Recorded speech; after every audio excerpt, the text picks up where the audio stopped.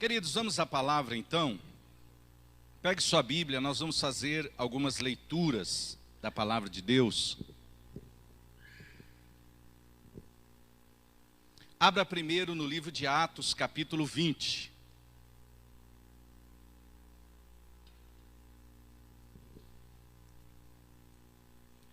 Atos dos Apóstolos, capítulo de número 20.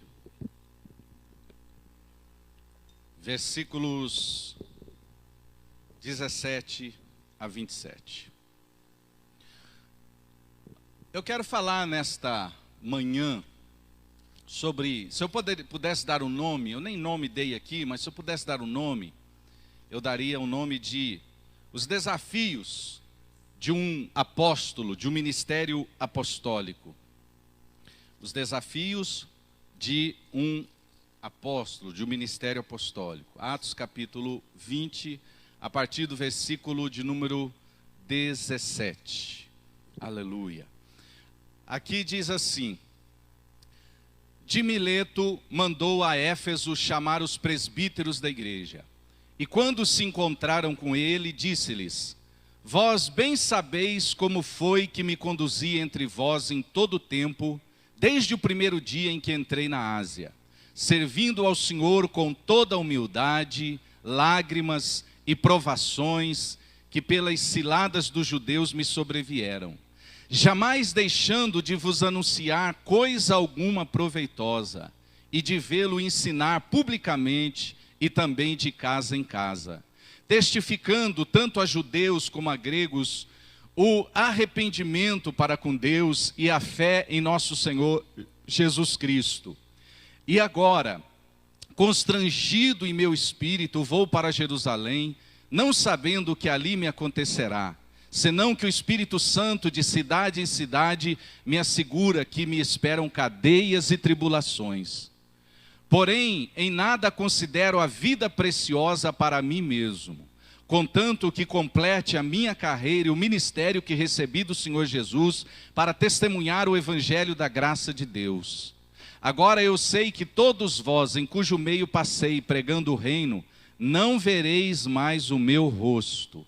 Portanto, eu vos protesto no dia de hoje, que estou limpo do sangue de todos, porque jamais deixei de vos anunciar todo o desígnio de Deus.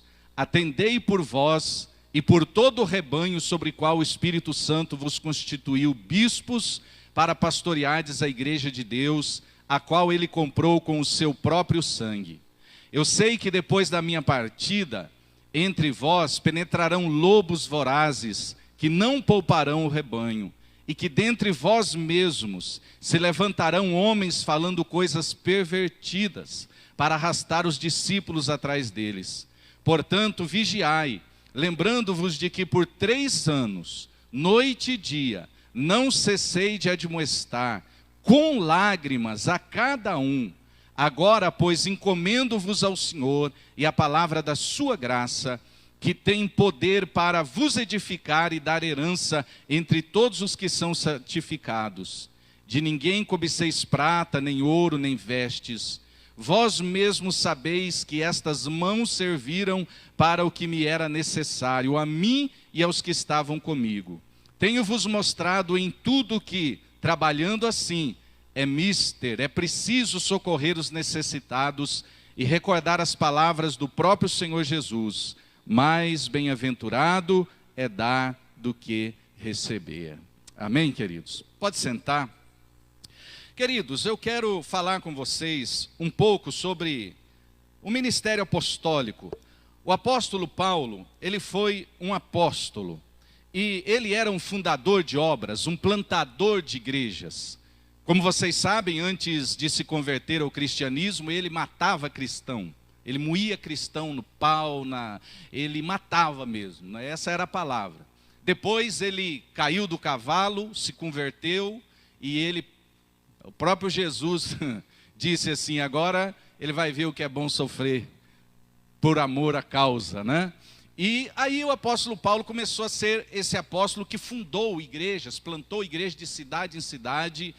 E essa passagem aqui, que você pode ler melhor em casa e meditar nela, a profundidade dela, o apóstolo Paulo está fazendo um discurso de despedida desse mundo. Ele tá vendo o fim, e era muito comum entre os judeus, a cultura judaica, o sujeito, vendo que a morte chegava, ele chamar todo mundo e fazer um resumo da sua vida, do que ele fez, da obra dele, começo, meio e fim, e deixar uma palavra para aquelas pessoas.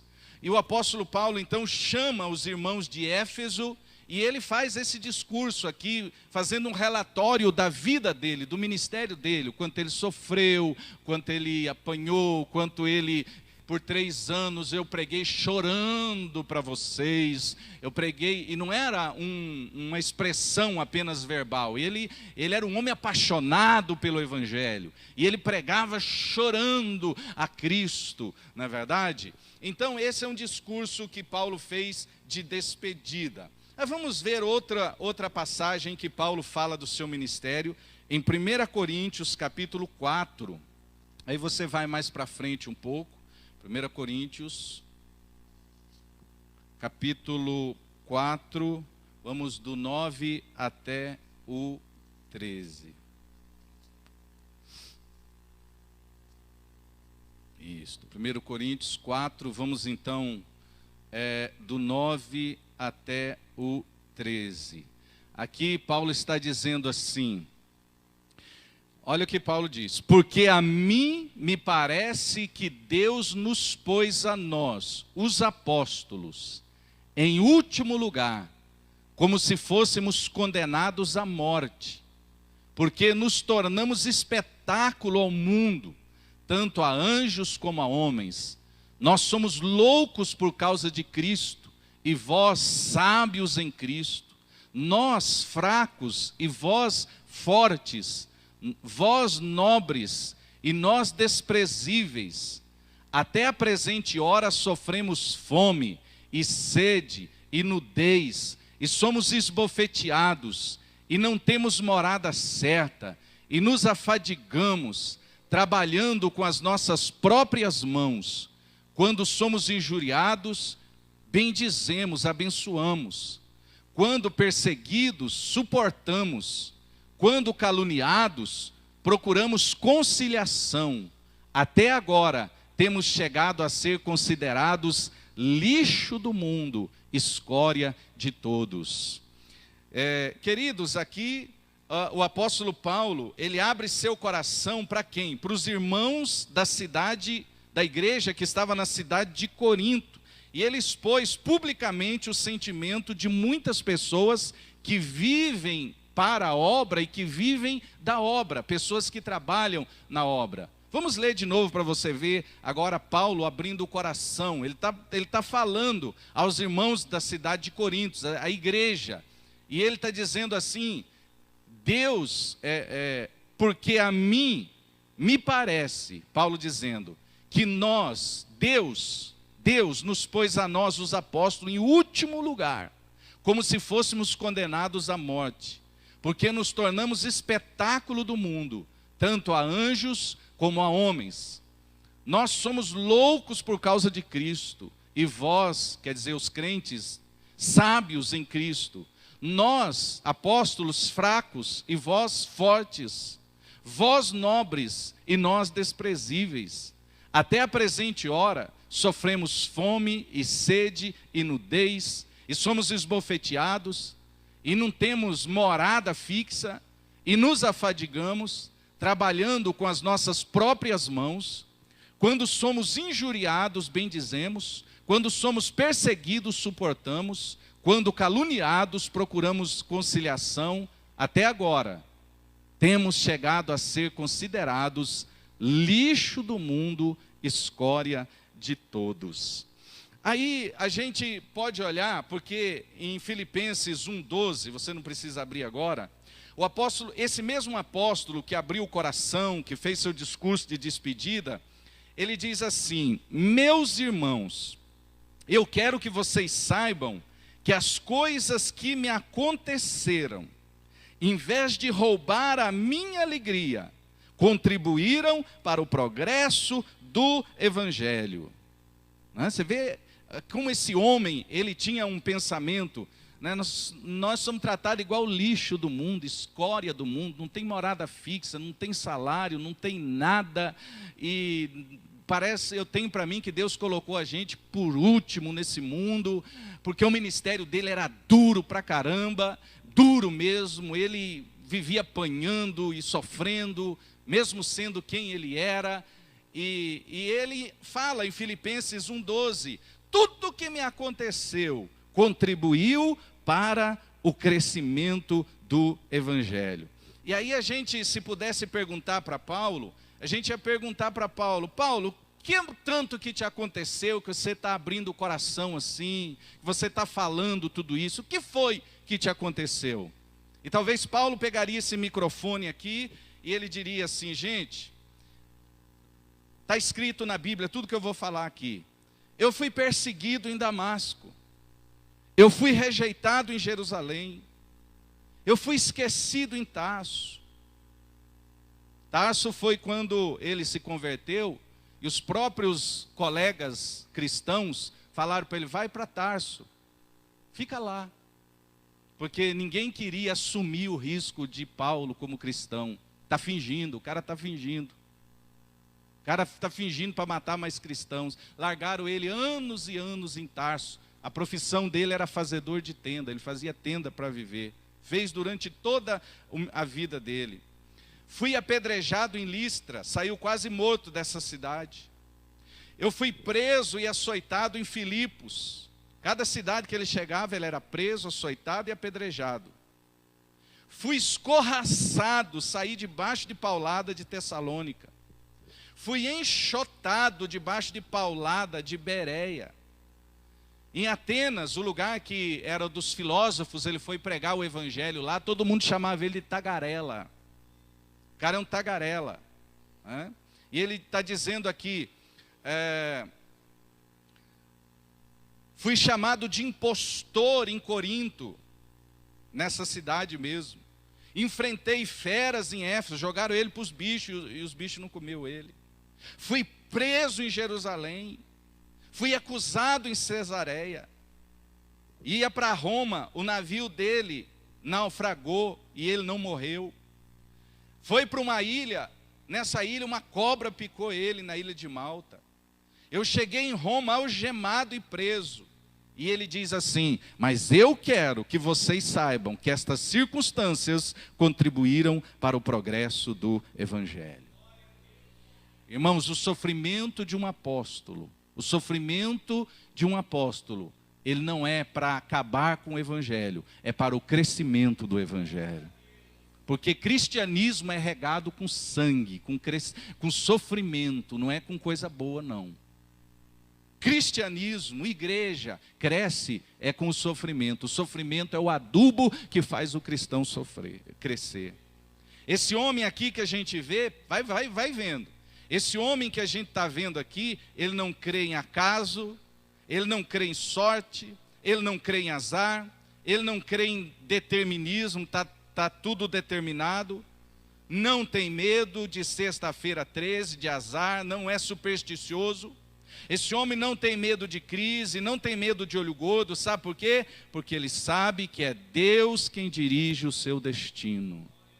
A gente tem que entender, irmãos, que por mais difícil que seja a situação de uma igreja, de uma família, de um cristão, Deus está no controle. Por mais que pareça que Deus não está no controle, Deus sabe o que faz. Eu não sei direito o que faço, eu não vejo nada além do que o presente, mas Deus vê o passado, Deus vê o presente e Deus vê o futuro. Quando nós tomamos a posição de Deus, de julgar, de achar, de conjecturar, de tomar a posição de torcedor em tempo de Copa do Mundo, que todos os brasileiros sabem qual seria o time que ganharia. Então, quando a gente toma essa posição, a gente está dizendo, Deus, o Senhor é um tapado, o Senhor não sabe o que faz. Eu é que sei. É muito bom a gente entender que Deus está no controle da nossa vida quando tudo está bem. Quando tem saúde, quando todo mundo está sorrindo, quando tudo tem dinheiro, quando tudo está bem, a gente entender, é bênção de Deus. Mas quando a coisa desanda e a gente não entende nada do que está acontecendo, aí, meu irmão, é que a gente tem que ter fé. Porque fé não é para momentos bons, fé é para momentos difíceis. É aí que o cristão tem que ter fé, debaixo de pedrada, uma cidade inteira, um mês após o outro, você entrando em cidade. Irmão, você está vendo isso aqui? O apóstolo Paulo, ele não era apedrejado com pedra de isopor, não, ele era apedrejado com pedra dessa. Você sabe o que é você levar pedrada? Se você quiser, eu mostro para você. Agora, quer saber como é que é? As pessoas catavam pedras dessa e davam com tudo nele, cabeça, peitos, costas. Ele todo mês, toda semana ele levava isso. É nessa hora que a gente tem que entender, Deus está no controle. Essas pedradas têm um motivo. Essas pedradas vão contribuir para algum crescimento. Então a gente que é cristão não pode, Deus não nos chamou para ser cristão fragilizado. Deus não nos chamou para ser nhenhenhen, para ser dodói. Deus nos chamou, o nosso DNA do passado vem da gente ter couro grosso. De levar 40 chicotadas toda semana para pregar o evangelho, de levar pedrada, de levar gusparada, de levar picada de serpente, de naufrágios.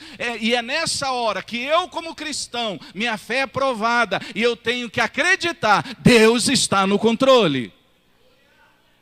Quando Deus recolhe através de uma doença a pessoa que você gosta, um filho, um cônjuge, um amigo, quando Deus recolhe, é naquele momento que você tem que entender, Deus está no controle, chegou a hora de levar.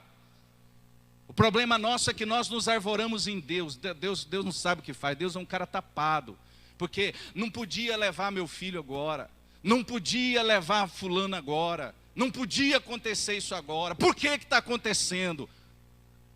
Sabe, se eu sou cristão, tudo que acontece na minha vida, de bom ou de ruim, eu tenho que me submeter. Deus está segurando o volante desse negócio.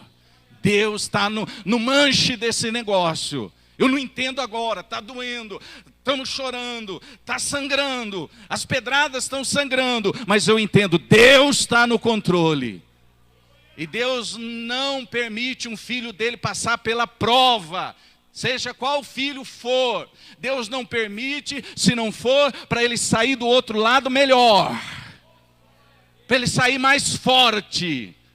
Agora, se a gente no meio da prova ficar,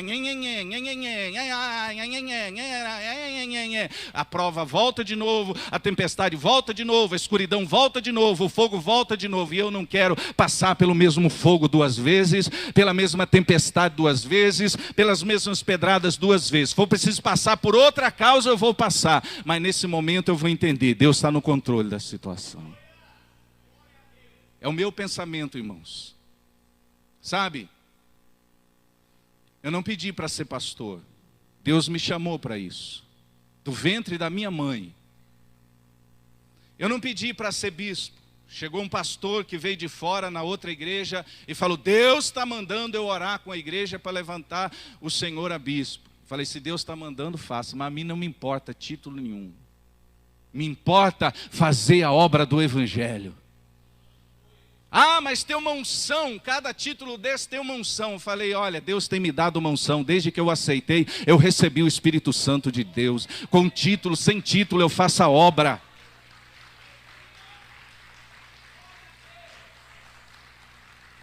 Eu não programei na minha vida, eu quero ser um pastor. Eu sempre programei, eu quero servir. Quando eu era católico, na igreja católica, sabe o que eu fazia? Eu não era padre, eu não era nada, mas eu já levantava vários grupos de juventude católica. Quando eu vim para a igreja, eu não era evangélico, eu não era nada, mas eu já levantava grupos de jovens na igreja, vários deles, em várias igrejas. Sabe? Aí eu fui para a igreja quadrangular e eu trabalhei muitos anos lá, preguei muitos anos pelo Brasil como um obreiro. Um dia chegou o tempo, você vai ser ungido a pastor, amém, não mudou nada. Porque quem tem o Espírito Santo não precisa de cargo, não precisa de título. Deus pode usar qualquer um de vocês para fazer obras que eu faço como um apóstolo. Sabe? Aí um dia Um pastor daqui de Curitiba ligou, ó, tem um pastor do Chile aqui, quer pregar na tua igreja. Falei, manda ele, é bênção? É, manda. Quando chegou lá, eu estava sentado no primeiro banco, ele me chamou na frente e falou, Deus está mandando ungir você apóstolo. E quando eu fui falar, nem teve tempo de falar não. Ele já jogou óleo na minha cabeça. Quem estava aquele dia na igreja? Tinha alguém? Estou mentindo? Estou exagerando, irmã? Chamou ou não chamou? Eu nunca tinha visto aquele homem. Eu ia atender ele depois do culto. E ele começou a pregar e chamou. Eu não pedi para ser apóstolo. Eu não programei para ser bispo. Eu não programei para ser pastor. Porque eu tenho um chamado desde o ventre da minha mãe. E quem tem um chamado, meu irmão. Agora, esse chamado não diz que eu não vou sofrer, que eu não vou chorar, que eu não vou levar pedrada, que eu não vou levar chicotada, que eu não vou ser caluniado. Isso não garante nada. Só uma coisa me garante, é o favor de Deus, que eu vou passar por tudo isso. 35 anos pregando, passei por tudo que passei. Não foi por mim, foi pelo favor de Deus na minha vida. E você vai passar pelo sofrimento, pela dor, não é porque você é forte, mas é pelo favor de Deus na sua vida. Porque eu já vi homens e mulheres que se consideravam o bam, forte, entrar em depressão, entrar em tarja preta, desmoronar, cair, não entender nada, desviar. Mas quando você depende do favor de Deus, Deus vai te sustentar como o apóstolo Paulo. Esse homem que nós estamos falando aqui, ele estava no corredor da morte, esperando a vez dele de pôr a cabeça no cepo e o cara cortar a sua cabeça fora, e ele está lá escrevendo, meu Deus, daqui a pouco eu vou morrer, deixa eu escrever uma carta à igreja dos irmãos que estão em Filipos, aos filipenses, e ele pega a carta e escreve esse versículo, tudo o que me aconteceu, tudo que está prestes a me acontecer, está contribuindo para o evangelho crescer. E ele diz assim, esperando, lá mataram um, quem sabe sou eu agora. Ele continua escrevendo e dizendo, irmãos filipenses, alegrai-vos sempre no Senhor. Outra vez vos digo, alegrai-vos sempre no Senhor. É muito bom você estar num hotel 5 estrelas, com o pé dentro da piscina, com água de coco na mão, botar no WhatsApp, irmãos, fiquem alegres.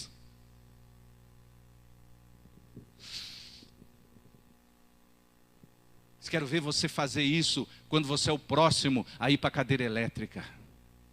Quando você é o próximo a levar um tiro na cabeça. Assim foi o apóstolo Paulo, esse exemplo de fé para nós. E é esse tipo de exemplo que nós temos que seguir. Tem alguém aí? Vamos encerrar agora, vamos lá para 2 Coríntios 1, 8 e 9.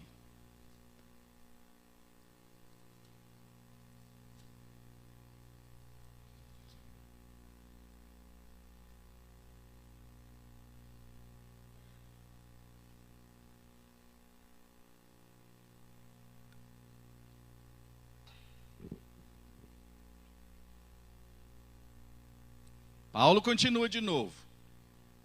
E aqui eu quero que vocês entendam, irmãos. Olha para mim, presta atenção. Esse homem aqui não era um melancólico chorão. Porque tem crente que ele gosta de ficar contando sofrimento para os outros ter dó dele. E você, quem sabe, olha essas passagens aqui e fala, esse homem é um chorão. Ele ficava só falando o tanto que ele sofria. Não. Ele registrava o sofrimento dele justamente para acontecer o que está acontecendo aqui. Para a gente ver. Paulo sofreu, mas ele venceu. E nós também vamos vencer. Entendeu? Ele não está dizendo aqui, ai, como eu sofro, como é difícil ser crente, como é difícil servir a Deus. Ele está dizendo, servi a Deus. Combati o bom combate, corri a carreira, guardei a fé. Então a gente tem que entender por que o homem está falando tudo isso aqui. Olha só onde foi culminar. Esse homem tão forte no Senhor. Aí a gente vê 1 Coríntios 1, 8 e 9. Porque não queremos, irmãos, que ignoreis a natureza da tribulação que quando ele fala nos, foi para ele, que me sobreveio na Ásia. Olha a tribulação, olha o nível da tribulação. Porquanto foi acima das nossas forças. a ponto de desesperarmos até da própria vida.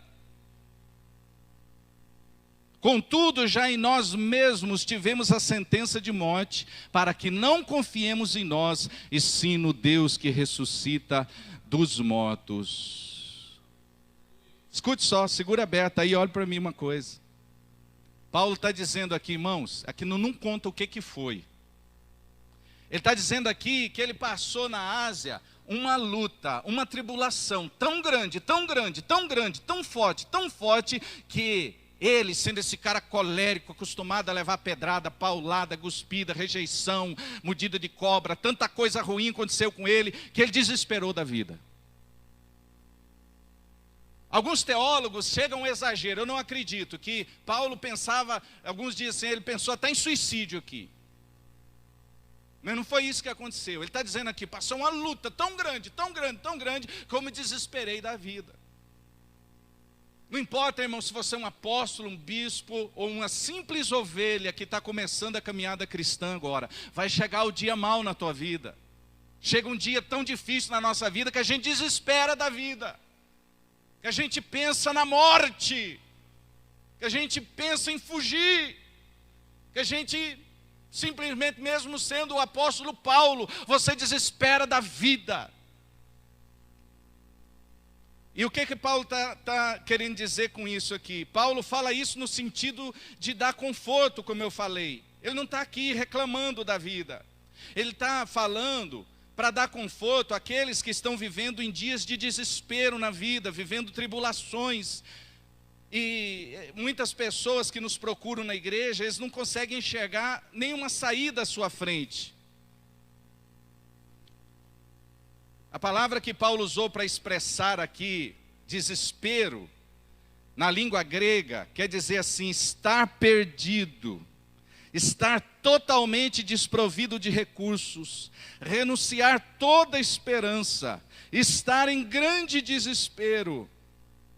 Foi assim que ele se sentiu quando passou por essa tribulação. Você já se sentiu assim algum dia na vida? Sem saída? Sem esperança, envolvido numa situação na qual você se sente totalmente perdido, sem saber o que fazer, sem recurso para sair daquela situação? Uma situação no qual você se sentiu sem nenhuma esperança, sem chão, sem uma saída. Foi assim que Paulo se sentiu. E aqui tem um grande sinal vermelho piscando, ó. Perigo da depressão. Mal do século. Quando a gente entra e não começa a ver saída para nada, o perigo é a depressão. O pastor Silvânio, numa das noites, falou aqui de milhares de pastores que estão em depressão. Isso o que ele falou é uma pesquisa de órgãos que cuidam de pastores. Porque os tempos são difíceis, as pedradas já não são mais de pedras, as chicotadas não são mais com chicote, com osso partido na frente para rasgar o cara. As dores não são mais físicas, as dores são emocionais. E as dores emocionais doem mais do que a dor física, é comprovado isso. Você acha que um ser humano quer se matar? Quer matar o seu corpo físico? Não quer, ninguém quer.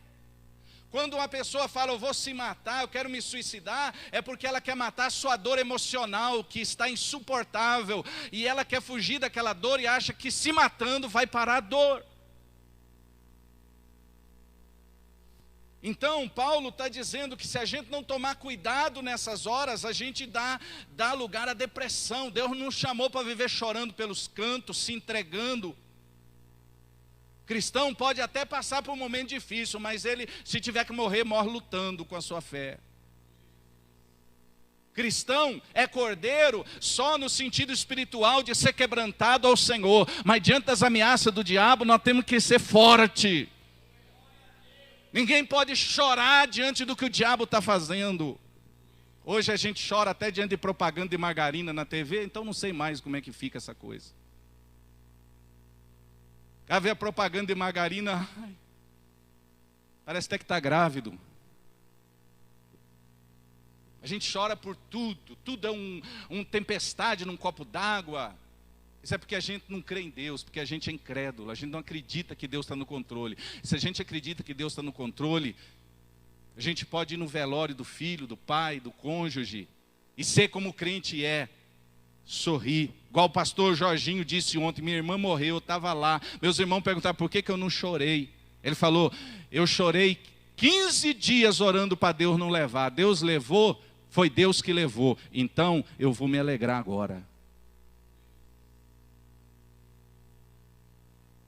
Deus mostra que o seu propósito é dar consolo às pessoas que vivem dias de desespero. Seja crente ou não crente, ninguém está isento de momentos como este. A única diferença é que, cheio do poder do Espírito Santo, será mais fácil atravessar esses momentos difíceis.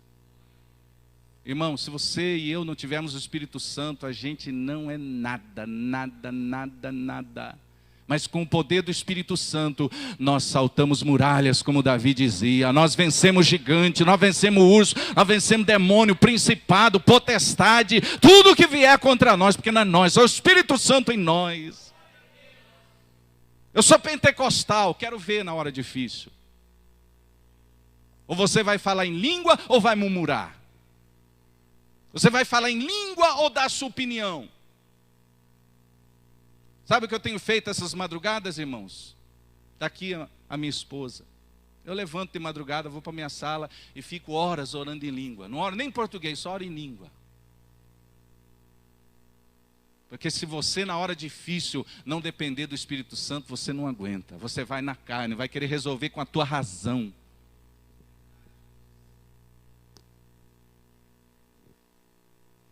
Segunda lição e penúltima que nós aprendemos aqui.